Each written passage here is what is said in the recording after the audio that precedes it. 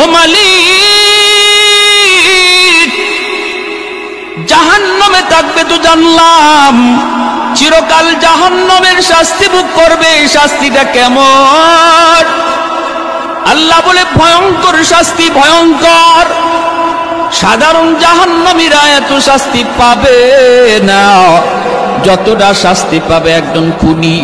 জাহান্নামের ভিতরে সে এতটাই কষ্টে থাকবে।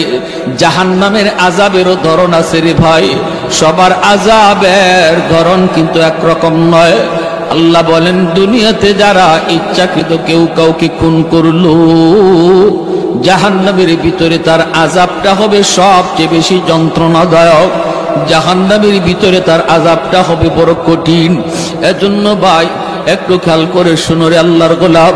মায়ার নবী বলেন, হাসরের মাঠে আল্লাহ আদালত নিয়ে যখন বসবে, বিচার কাজ আল্লাহ শুরু করবে, সর্বপ্রথম আল্লাহর আদালতে বিচার শুরু হবে খুনের মামলা দিয়া। খুনের মামলা দিয়া আল্লাহর আদালতে বিচার শুরু হবে। যেই মানুষটা মারা গেল, যে যার তারে খুন করলো, ওই খুনির সে ধইরা যেইভাবে তারে খুন করেছে, গলা কাইটা অথবা ছুরি দিয়ে আঘাত কইরা ওই ছুরিটা যা তার বডির মধ্যেই লাগানো থাকবে, রক্ত ঝরবে, রক্ত ঝরবে।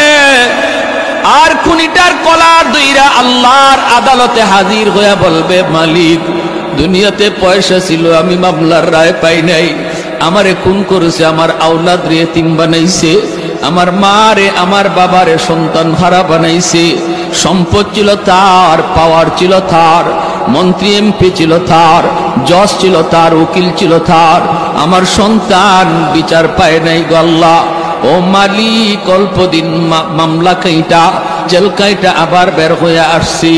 এইভাবে আল্লাহর আদালতে কানবে আর বিচার দিবে। রব্বুল আলামিন হাসরের মাঠে যত অপরাধ দুনিয়াতে ঘটছে, মায়ার নবী বলেন, সবার আগে খুনের মামলার বিচার করবে, খুনের মামলার বিচার করবে। রব্বুল আলামিন এই আয়াতের ভিতরে সূরাতুন নিসার এই আয়াতে আল্লাহ পরিষ্কার করে জানায় দিয়েছেন, তার ঠিকানা জাহান্নাম শুধু নয়, চিরকাল জাহান্নামে থাকবে। নাউজুবিল্লাহ, জোরে কার।